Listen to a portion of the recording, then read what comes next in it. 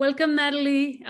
This is Nathalie Etoke, who is joining us today. We just had a very exciting and productive and interesting book club for just before this live event. And now, it's just going to be you and me. And Nathalie was very generous in asking, engaging all of us and all our many questions about her very provocative and exciting new book called Shades of Black, published by Seagull Books in India. And it's part of the Quilombola series, edited by Leonora Miano.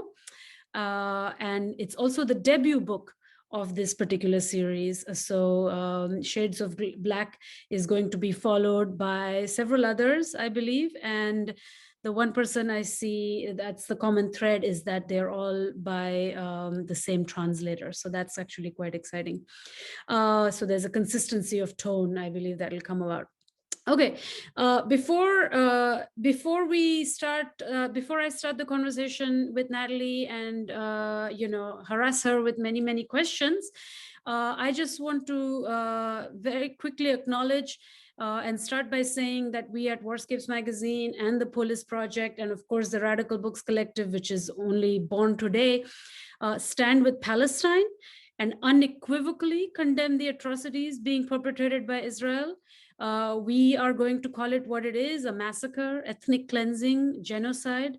And we urge all of you to boycott Israel and to also boycott the grossly biased media that continue to spread lies and misinformation about Palestine and its people. So we want to acknowledge that this is a very difficult and intense moment right now in many parts of the world, but the one we are witnessing in real time is the Palestinian one, and it is hard to watch.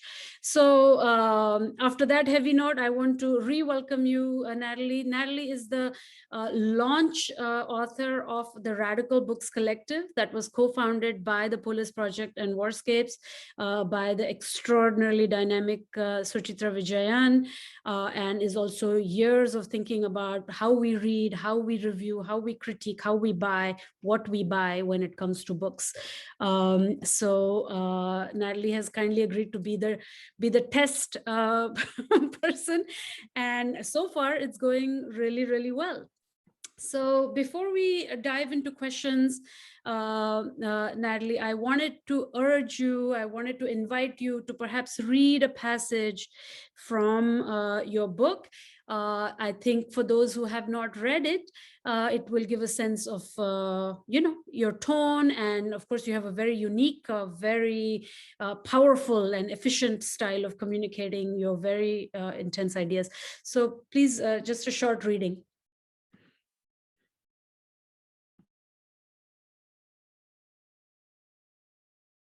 I think you're muted.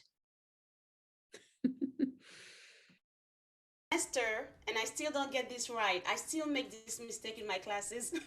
I apologize. So, all right, let's do this. I can hear people objecting that times have changed. Yet, the problem of the autonomy of Black individuals continues to be posed. To believe that imperialist democracies will grant a place worthy of the name to the populations they oppressed is to accept a political system that condemns the dominated to mendacity. Today, the white supremacist society that destroyed Black Wall Street demands that Black people adopt the fighting spirit of their ancestors.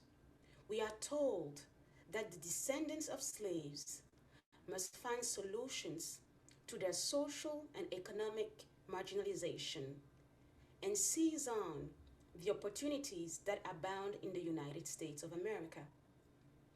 Individuals are responsible, no doubt, for their destiny, whence the importance of demonstrating resilience to adversity.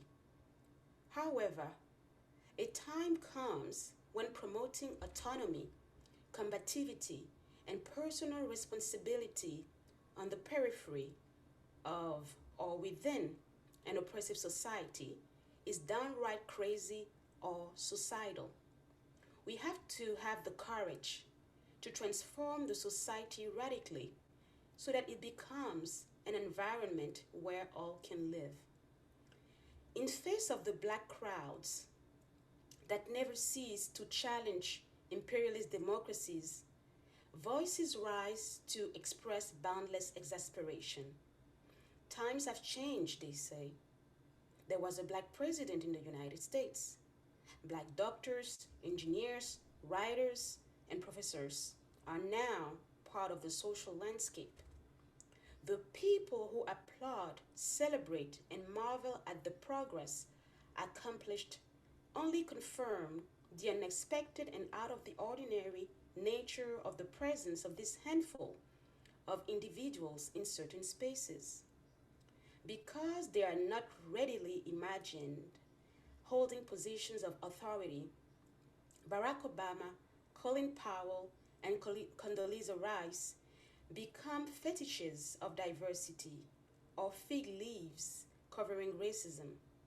As black personifications of white supremacy, their main mission is to protect and maintain the interests of American imperialism. Wow. Thank you so much. And I think, it might be, we know you're a professor at the City University at the Graduate Center, and you're an academic. You've written academic books before, but this is a different style. This is something new that you're doing. This is for a more general readership. And I just, wanted maybe for you to tell me a little bit about the genesis of the book. I think while Shades of Black is a philosophical reflection, it also seems to come from a personal place. You share your experience of double migration from Cameroon to France and then again to the US. And there was a whole kind of a language question that altered with that. You also mention your experiences as an educator and how your teaching changed as current events unfolded. What made you write this book? Who is the audience you had in mind? How did you change your style based on that? Anything really. So, I don't remember exactly when Leonora Miano told me about this project. And she reached out to me. And I think at first I said no because of the burden of being an academic and all the scheduling, and the time frame was a bit tight. But then I said, no, I should do this. So I reached out to her again.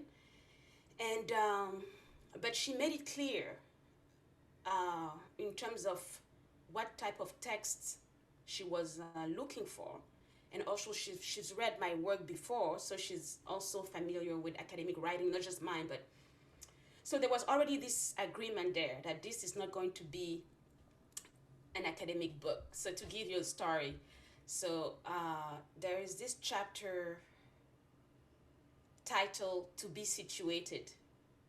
That was not the first title. So "To Be Situated" in French, "être en situation." At first, I have this word that we all know, right? Positionality. She said, no, I don't want that. You need to tell us a story. So, right? So I think she was really part of that process where I had to unlearn things that we've been used to do, because in many ways it's also very comfortable. And I think I'm a decent writer already. And I also had, with my previous book, Melancholia Africana, I've already kind of explored those lines where your writing can be poetic, you can tell a story, but she just took it to another level because she had a specific idea of what she wanted, and she and probably some of my family members, they are the only people who can make me do things that I don't want to do, because I know they believe in me and they see things that I don't see in me yet. So that was part of the writing process, kind of how do you share personal details that are personal but lead to conversations about concepts like race that we always have in academia, but without this academic language. So you tell a story, and it makes sense. She's a storyteller. So you tell a story, but then at the same time you reflect. And I was told, do not quote. You quote too much. So And I was told, you don't really need those things. You already know how to say those things. You really need to quote X, Y, and Z to make this point. And that was true. So there are ways in which I just started writing theoretically, but creating a language that is actually accessible, you know.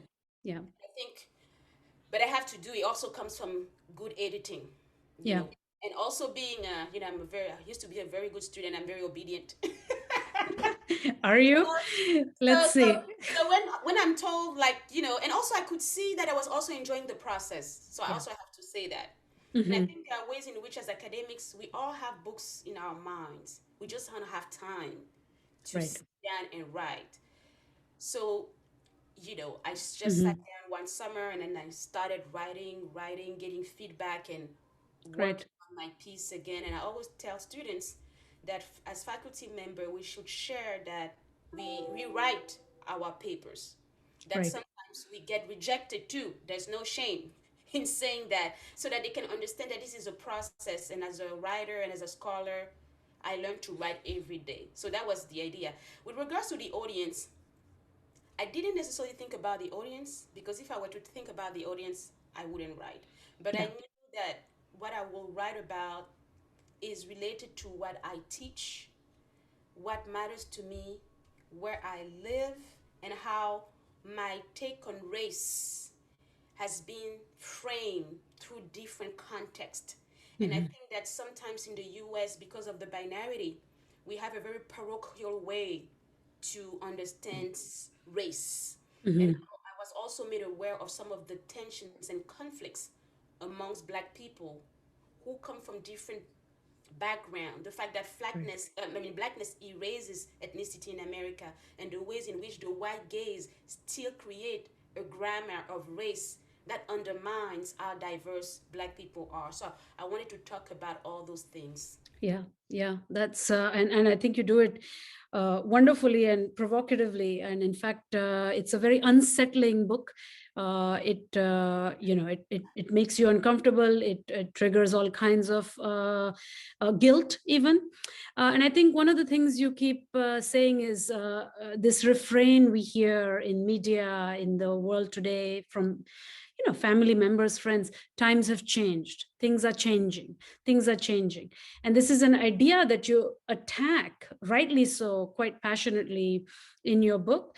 And you systematically sort of lay out that the change we see, this accumulation of capital for certain Black populations, celebrities, this new politics of representation, this media, this social media power that Black people have begun to enjoy, none of this have benefited necessarily or alleviated socioeconomic conditions of Black populations in the US, or what you call the ADOS, descendants of slaves. Could you talk a little bit more about that? I think this is a very unsettling concept, especially for those who are not familiar with it. I'm technically a migrant. I'm a successful migrant in the US. Sometimes you acknowledge your own guilt of being a successful migrant in the US. So how to navigate all these things? Yes, I don't know about guilt. I think that I have a sense of responsibility. I think Hmm. guilt is very a useless feeling, and sometimes I feel it's kind of narcissistic. It's Hmm. how you feel, but to me Yeah. it's more like, okay, I know that everything that I was able to do here doesn't even start with America. It starts with what I call random luck. Being born in a family where, although I come from a place where you have tremendous economic disparities, compared to my peers, I belong to a privileged class there already. you know I mean, when I was in my teens, I went to France for vacation. How many African person does that?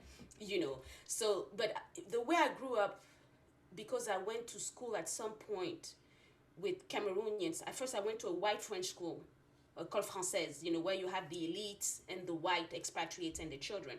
But then my parents took all of us out of that school for economic reasons, because of becoming very expensive. And we went to the Cameroonian school. Then I became very aware of the issue of class. right? Because in that context, everybody's black, therefore no one is. But you can see people who walk miles to go to school, and then your chauffeur drops you off. You can see how you go to school, you have to bring your own desk, but then you get to choose who sit with you on the desk because you or your family can make a gift to the school. So I was always disturbed by class dynamics and by the fact that why is it that you have these people who are having it so hard, right?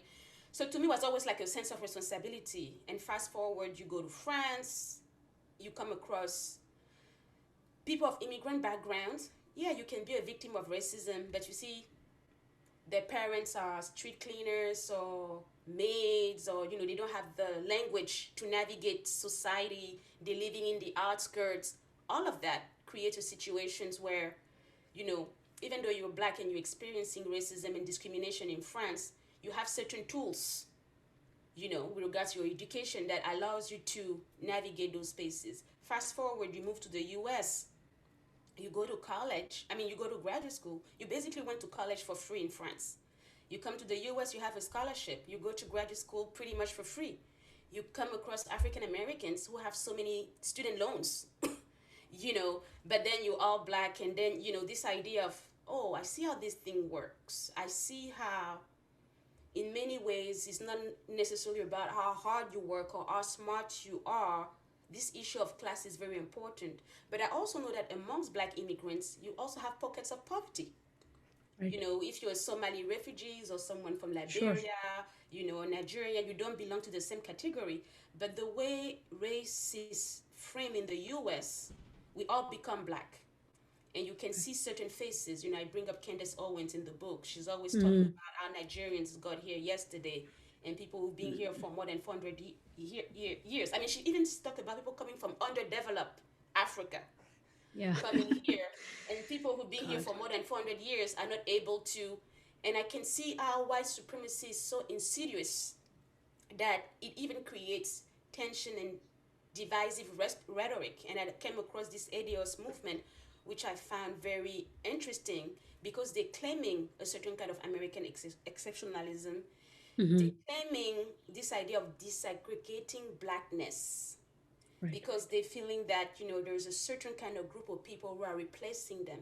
And it's not even just that group. I look at this article that came out in the New York Times years ago where Skip Gates and Lani Guinera were talking about how when you look at who are the black people at Harvard, Right. it's not necessarily the descendant of slaves. And then at Cornell University, I think 2 or 3 years ago, Mm-hmm. black students organized themselves and started a protest. They say you need to be more complex when you talking about diversity, race, black, who get in, who get out.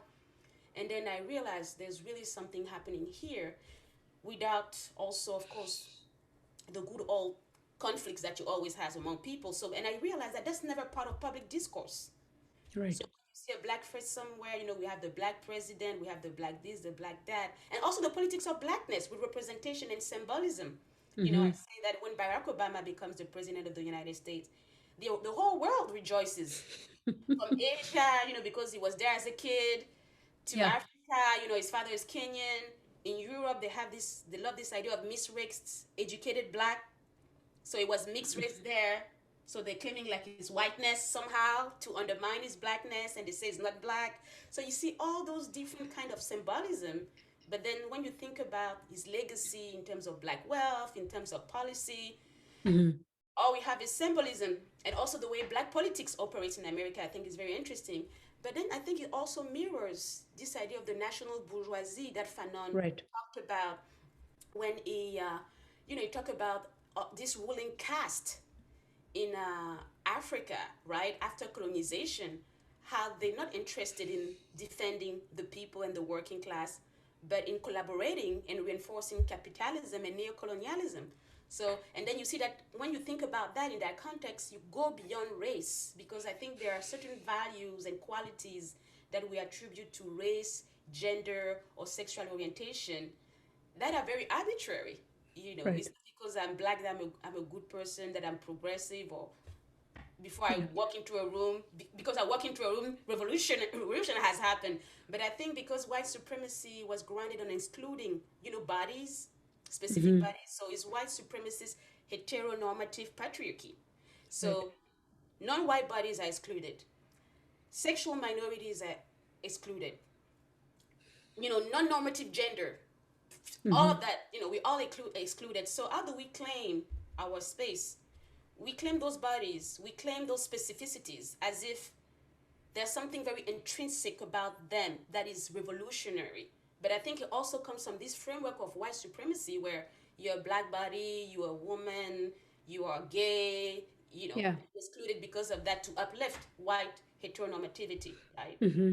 Yeah. Yeah. Let's come back a little bit to Barack Obama. I think you reserve kind of intense critical ammunition, right, for this very beloved and cherished figure. So, and I think someone in the book club said they really kind of were ready, for the Barack Obama critique. And I think, of course, I see why I might be ready for a strong critique of Obama. I think all my many identity affiliations he has managed to kind of intervene in. Right, this is the president who escalated drone warfare. I mean, he was an addict to drones in South Asia, Middle East, East Africa, all places beloved to me. And then, as a migrant, I think his draconian deportation policies have landed us in a terrible place. He has separated innumerable families. But what we did have is that this was the first Black president, and that meant something, even if it's at the level of representation, symbolism, recognition. And even I always say at the level of the erotic, right? There is this picture of this attractive man and this woman, and there's this kind of extremely hetero kind of Black American family image that comes about, and it's an image that we've simply have not had access to in the past. I mean, in the United States, it just simply does not exist.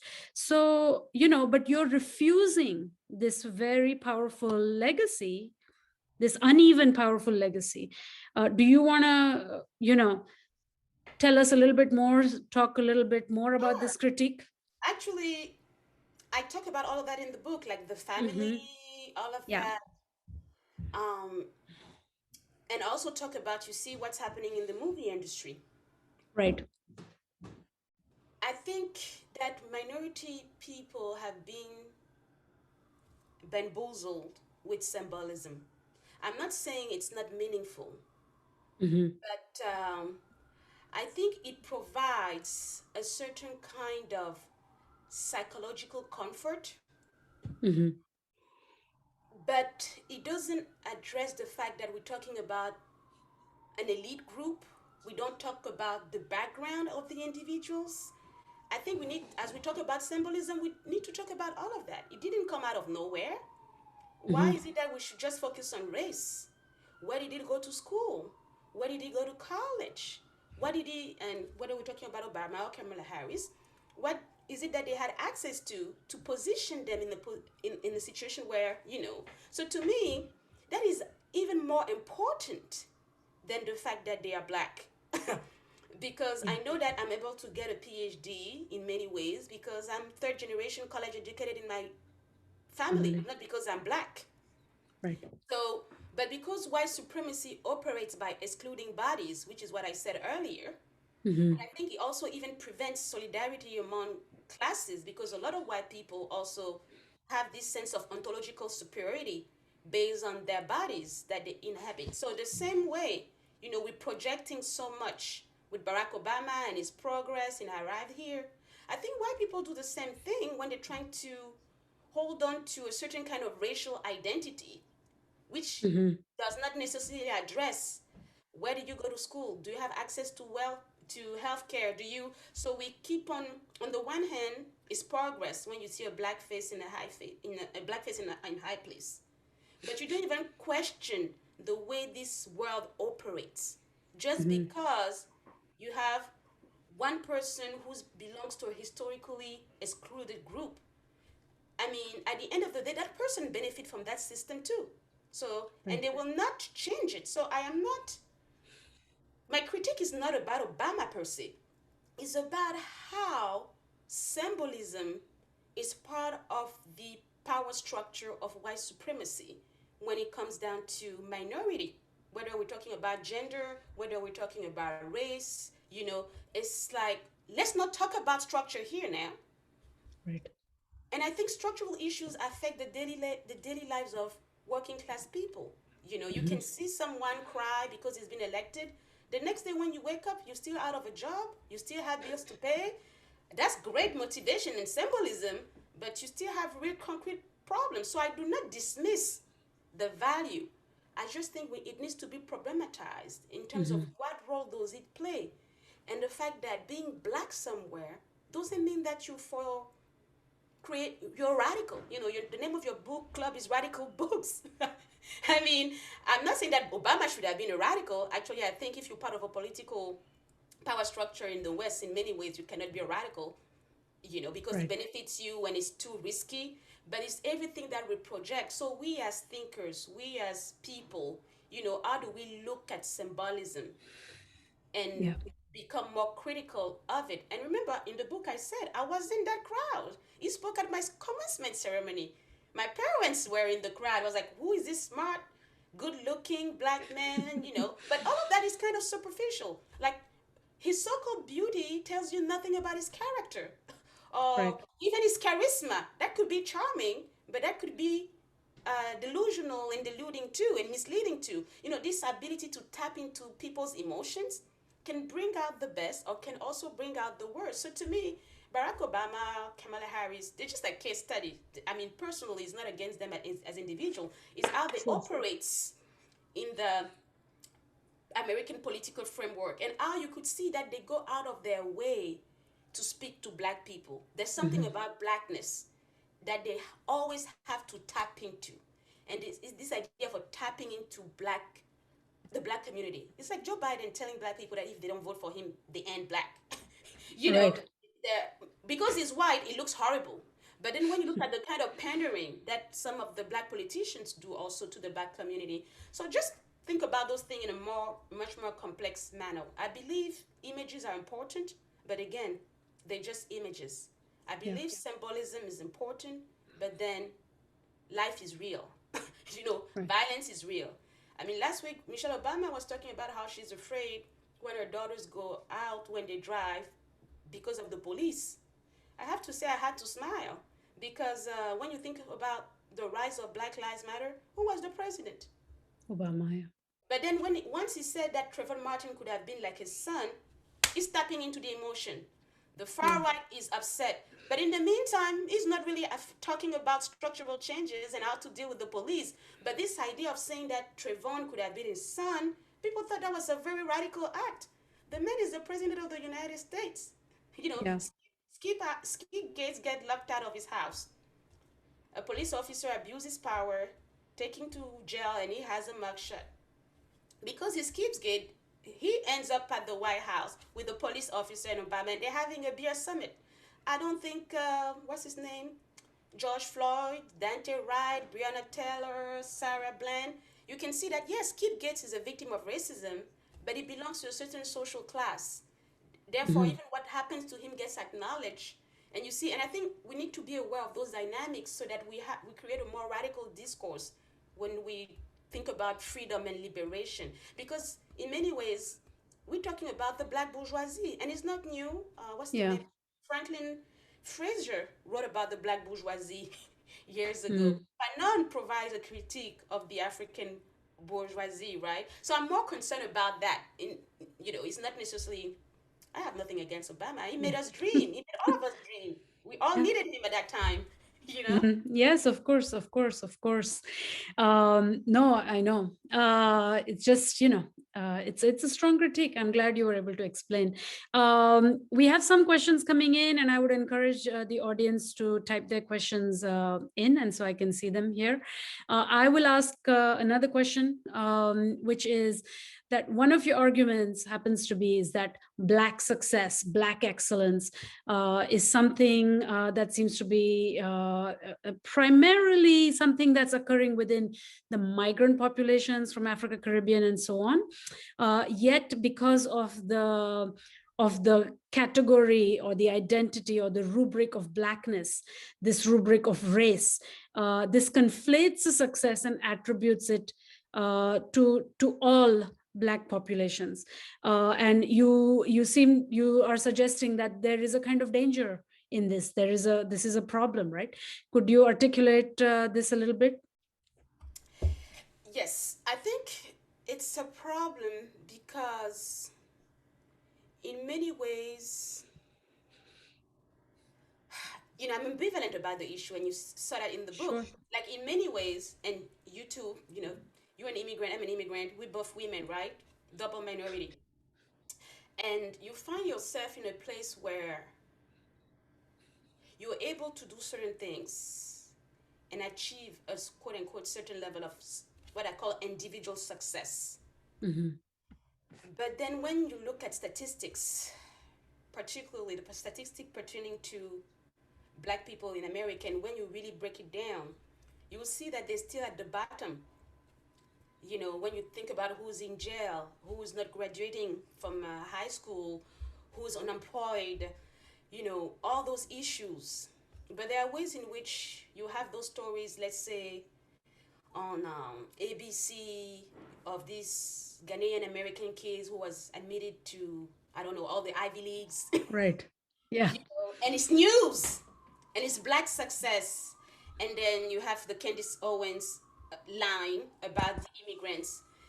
And I think it's dangerous because whether I like it or not, I become part of a certain story. In many ways, whatever I was able to achieve reflects this idea of the American dream and the narrative of American progress and success, right? So as an individual, I could be portrayed and used to show, look at what we're doing here, we're doing better. But then again, as a whole, as a group, the people that I quote unquote identify with, or people that I get lumped into with, they have a very different personal story and background. Right. They have a certain kind of lineage that started in 1619, Mm-hmm. all sort of things. So, and I feel that there are ways in which we do not address that specificity in many ways, but we even use certain narratives to shame people of that background. That's what I don't like about it. Right. And I also understand that a lot of immigrants, I always tell this to my students, I didn't come to the US to join the Black community or a Black cause. And I'm just being honest. I remember when I was a graduate student, I was just like, I need to get this English language together. I need to get my qualifying exams. My head was buried into this idea. I'm here to work and achieve something. But then you look around, you wake up, and you realize that everything that you're able to achieve in many ways is because somebody died. Somebody picked up cotton. Yes, you work, but hadn't been that history before you, America would still be like a white supremacist country in terms of you wouldn't even be here. You wouldn't even think about coming to America. And I don't think this story is specific to Black immigrants. I think there are ways in which colored immigrants, whether we like it or not, Toni Morrison said it the best in the documentary that came out 2 years or 3 years ago. She said they talk about the American melting pot, right? She said, yeah, American melting pot, but Black Americans are the pot where everybody else melts. Yeah. I thought that was fabulous. Yeah. Really smart. I mean, she can say the most complex thing. It's very uniquely Toni Morrison, this phrasing. And it's true. And that part is not just in terms of whiteness. How the Italian became white, how the Irish became white, how the Jews became white. All these population who at some point were also ostracized and abused. But there are ways in which they became white. Then I have to think of myself, what is it that I become here in context of Black American history, affirmative action, access, diversity, etc. Sure. I do not become white, but you become the exceptional Blacks. Yeah. Honorary white citizen, whatever you become, because of your skin colors, you will not become like the Irish or the Italian, right? Yeah. So these are some of the issues I'm wrestling with, because this is a global world. People are migrating. And the type of smoke that the ADOS people have for Black immigrants, they have the same type of stories for Asian immigrants. Right. It's just that in my book I decided to focus on that. Like they don't agree with the acronym BIPOC, for instance. Sure. All sort of things because they're claiming a certain kind of uniqueness. But again, Mm-hmm. I'm concerned about the politicizing of lineage and Yeah. victimhoods and where it could lead us. I'm more interested in how do we have, all of us, how do we have honest conversation Right. about our conflict and tension and create a space where we can actually become very revolutionary when Mm-hmm. we start to look at capitalism with a critical gaze. But I also know that when you come from a place where people lack everything, all you want is to accumulate. So Sure. it's complicated.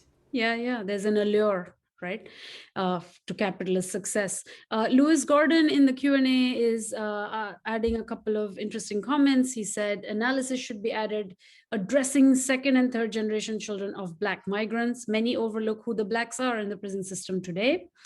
When he gave a seminar at a local incarceration facility, he noticed that majority of the inmates were actually Caribbean immigrants from middle-class households, and too many ignore as well that Malcolm X from Grenada and Du Bois were from Haiti, were in that group with different results. And he also speaks a little bit about the fantasy of lineage, which people can look in the Q&A. Let me get to Steve Nunez's question here. He asks, I was wondering if you can make a distinction, you, Natalie, can make a distinction between the white world and the anti-Black world. On the one hand, non-Black folk of color are able to focus on white supremacy, which often erases manifest anti-Blackness in those sociocultural orientations. On the other, the example of ADOS exemplifies a movement that isn't white, but is in many ways anti-Black? This is a That's an strong excellent question. That's a Yeah. very an excellent question. I won't be able to address all the nuances, but this is what I can tell you. First of all, they reject this thing about language, the power of language. They reject the idea of being Black because they think that white supremacy flattened Blackness. Or when they use the word Black, they're only referring to people whose ancestors were enslaved in America. So I hear you when you're talking about the rhetoric they use being anti-Black, but coming from their perspective, what is anti-Black is, for instance, me just performing a certain kind of Blackness and not acknowledging that I'm from Cameroon and I have roots in France, etc. And the fact that the white supremacy structure, we will see us as, we create this idea of sameness. So they have this very specific look at Blackness where they can even say that Black immigrants are anti-Black. But when they say that, they mean that they're anti-American Black. So I think it's a very important point that you're making. And they also reject this idea of Africa. They despise Pan-Africanism. They're trying to claim some type of American nativism. And I think that's what I find very interesting, really, about their identity politics, is a certain claim of America that in many ways mirrors certain components of white supremacy, but for the sake of social justice and welfare redistribution. So they find themselves in this situation where they're fighting against white supremacy, but they're not necessarily challenging capitalism. They want reparation, and I agree African American people should get reparations. But it goes beyond reparation. It's this idea of Black people in America, descended of slaves, being part of a very specific group. It's like an ethnicity, right? And therefore, the Black immigrants or the Latinx immigrants is perceived to be some type of threat to their well-being. But at the same time, historically, white supremacy is also a threat, right? And I think that's the conundrum where they find themselves. But it's true, some of the rhetoric sometimes come across as pretty much xenophobic, etc. But I don't necessarily focus on that because I feel that there are ways in which when we're throwing anathemas, we don't really look at the ways in which white supremacy keeps on reinventing itself, even amongst oppressed groups. And I'm wondering, do we want freedom? Do we want a more equitable world? Or do we want more access to capital? Because I think their main issue is the fact that they were left out.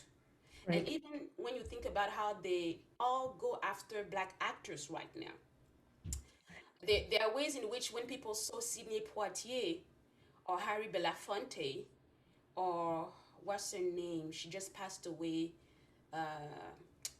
few weeks ago. She was almost 96-year-old. This Black lady. Her parents were originally from St. Thomas. I don't remember her name right now. People just saw a Black person. Nobody was like, oh, Ari Belafonte. I mean, even Farrakhan has roots in the Caribbean.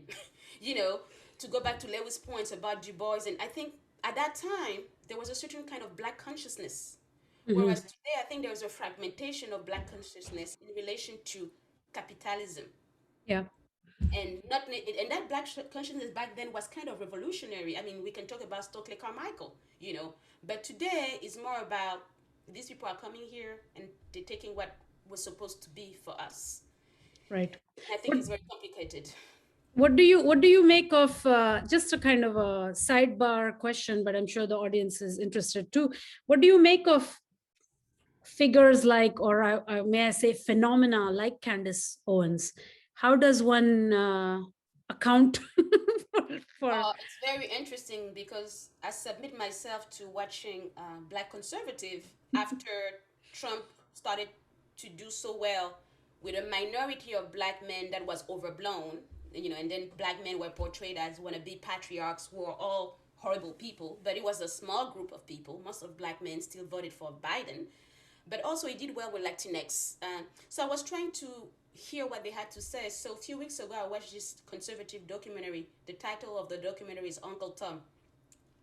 So you have, what's his name, Larry Elder. He has this shirt, Uncle Tom, and redeeming the figure of Uncle Tom.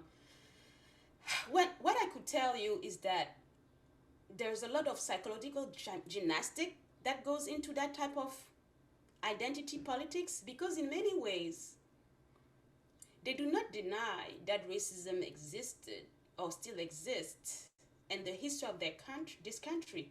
But there's something about do for self kind of mentality. Pull yourself up by your bootstraps. Your ancestor had nothing and he did so much.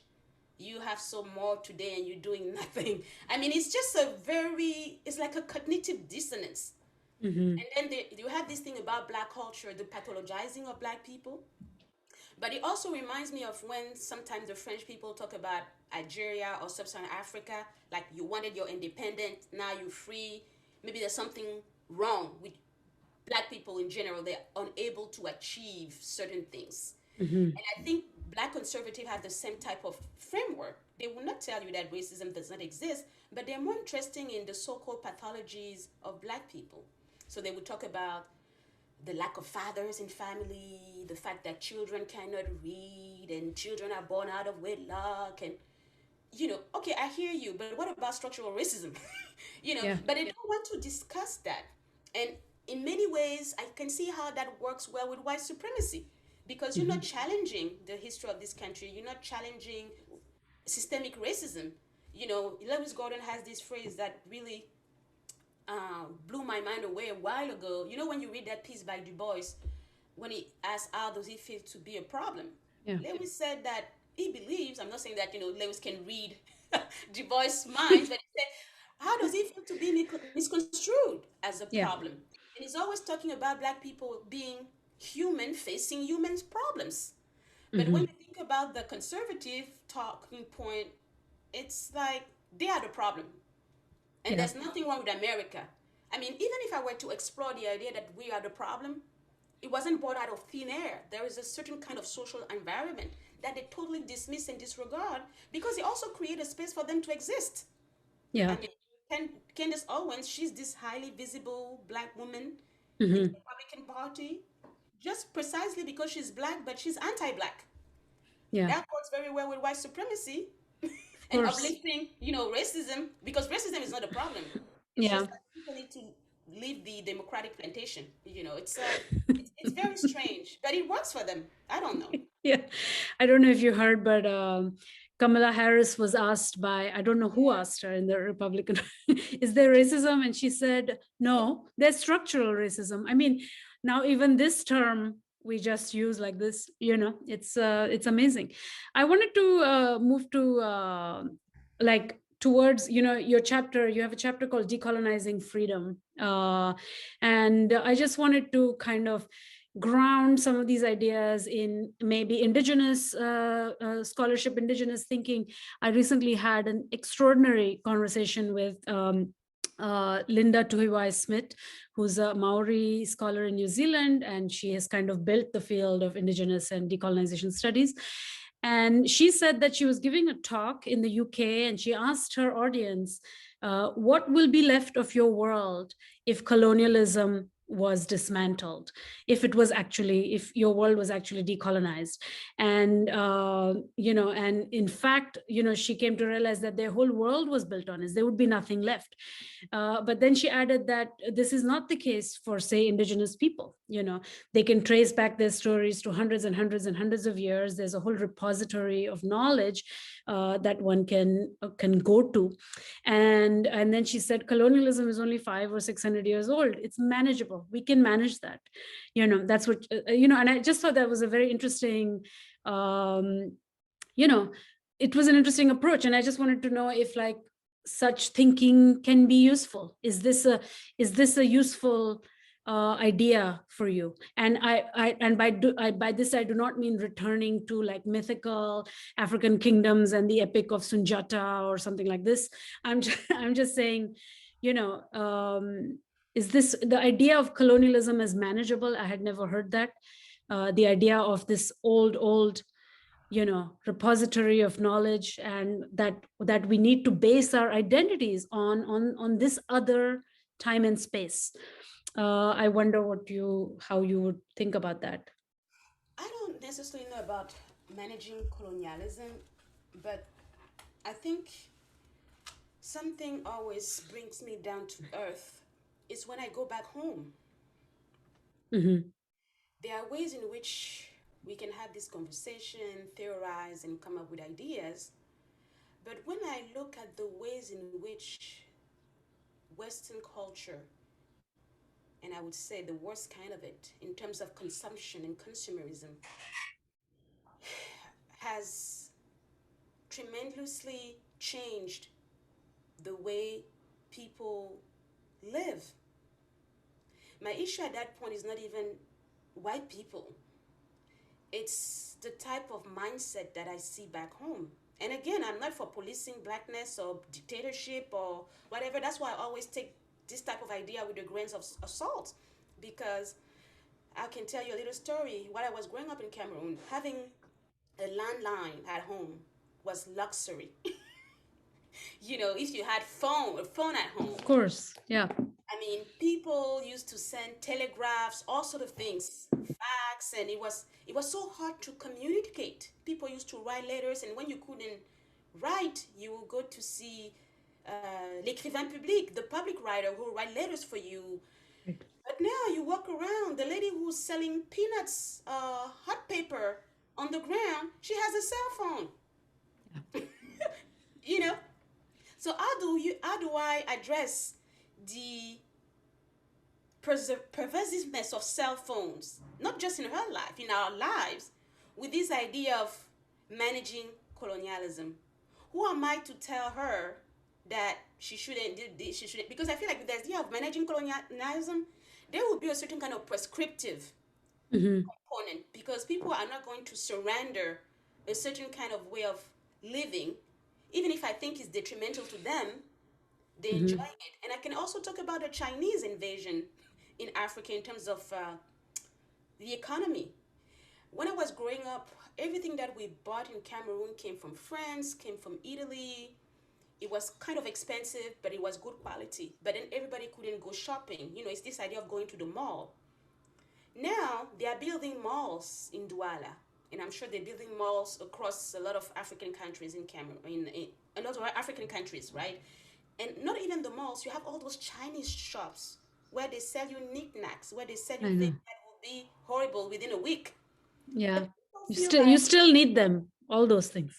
Even if you don't need, the idea that you can go and buy some more every other week, although you don't have money, that's a certain kind of mindset now. So if the scholar you talk about is able to tell me how we're going to reconcile, because I agree it's manageable, but I think it's not manageable without a level of prescription. And I'm not just talking about the Western world. Yeah. I'm also talking about what they call the global South, because I think we all have a little bit of white supremacy in all of us now. It's Yeah. not because we wanted to. And I think that's why I have a little, to me, it's difficult because I see how people aspire to have certain things. Yeah. Yeah. I think she means it in the sense of decentering our identity, what we are rooted in, right? Perhaps it's race, perhaps it's colonialism, which kind of grounds our identity in a very particular way, and that she's saying that we can come out of that or something like I'm that. not Yeah. sure when I see how the French people are reacting to Napoleon or to this idea that there's the Yeah. Americanization of French university. I actually feel like they're becoming even more extremist. Sure. Sure. It's No, like I know it's hard. there's this irrational fear and response. And when you think about it, it's like black people don't own anything in France. Yeah. I mean, factually, you are not in danger, but there's so I don't know. I think if you're thinking about the Western world, I think it's possible, but then the Western world will have to surrender Sure. the Western episteme. And I Hmm. think it's just very hard. But at the same time, I also think about people in the global South, Yeah. how they're gazing at the Western world. And I think those conversations are not we can separate the two, but I hear you. I think it's possible, and I actually think it Yeah. has already happened. And because it had happened or is happening, that's why you see so much resistance. Hmm. When you walk down the streets of some neighborhoods in France, you can see that this is not the France where my parents were in the 70s. Hmm. Sure. you know, but there's a certain kind of imaginary idea of Frenchness that is having a hard time with what's happening in Yeah. real life. Same thing in America. You see the capital, the assault of the Capitol, and all of that. You can see that okay, something is actually happening, but it's not even what these people think it is. Right. I'm going to ask you one final question, and then I think we will be out of time. So one of the effects, the cumulative effect of reading your book, is that there exists, and I know you feel many different ways about this, but that the effect I'm left with is that there is a widening gap between Black Americans and African Americans, ADOS, however you want to use, whichever term you want to use, and those elsewhere, Africa, Caribbean, Middle East, Latin America, and so on. And I wonder if you think today in this moment, are Black internationalist solidarities possible, in your opinion? Or are we done with the kind of golden age of Pan-African decolonial movements? I don't know, but I also want to repeat what Lewis said earlier with regard to generations, because Yeah. the remark he made about second and third generation with regards to Caribbean, people of Hmm. Caribbean and of people who are coming from Africa actually also applies to even Asian Americans. It seems like it's the first generation that is, you have this fire because you're coming from Yeah. the country where you're coming from. But once you're born and raised here, there's something that's happening in terms of how you see yourself and how you fit into that society, right? And I think that the divide that they bring up is kind of misleading because Hmm. it doesn't really also break down certain data because of Right. this kind of black. I mean, Lewis is right. The black population in jail is not just black Americans. Hmm. But when you listen to them or when you listen to the conversation about mass incarceration, you don't hear that, right? With regard to Pan Africanism, I don't know. I mean, I would tell you I what think international solidarity. I think I'm leaning with what's his name, Frank Wilson these days when he talk about solidarity. I feel like black energy gets co-opted. Um, and at the end Okay. of the day, everybody is able to benefit from it somehow to get a certain kind of visibility, to make a case for what's happening to them. Right. But I don't think there's a trickle down effect. That's why Mm. I'm not opposed to it. But when I look at it, I Hmm. just don't see, to me, it's like one way kind of solidarity.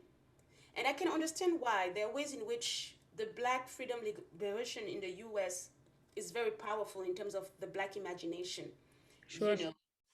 But then at the same time, I just think it doesn't have to me, it looks like a one-way street. But I agree that there's an intellectual community. If you want to talk about internationalism and Pan-Africanism in terms of the Black radical tradition, political thought, you know, I breathe that every day. But when it comes down to the praxis of solidarity, I can see how, for instance, in France, the death of George Floyd created a new kind of momentum for the what's his name, Traore, Assa Traore's brother Right. was killed by the police, Mm-hmm. because it's like, you see, what's happening in America is also happening here. You see, so, and then in France, in many ways, people are like, well, this is not America. Our police doesn't really kill people as much. But then there are ways in which whatever's happening in America in terms of racial conflicts provide a certain kind of visibility. And I will Mm-hmm. give you another example. The organization of the African Union had the audacity to, I think they wrote a letter regarding white supremacy and the abuse of people of African descent in the US. And I was thinking, there's a lot of abuse going on the African continent. When was the last time you wrote a statement about it? You know, Yeah. and I think these are the things that I'm looking at that make me a little bit skeptical about, you know, solidarity. There's state violence on the continent, but you can address it. But you want to challenge America and its racism. Mm-hmm. Solidarity with Black people. Right.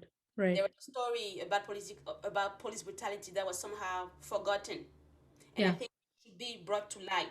But in many ways, George Floyd's situation, what's, you know, and it's not the people's fault. I think that's just the way things are. But I don't think it leads to genuine solidarity. It's always like, I'm going to see how this Black American situation can help me challenge the Mm-hmm. oppression that my people are facing here. And even in Africa, some people protested against the militarization of the states and state police brutality in the context of George Floyd's death.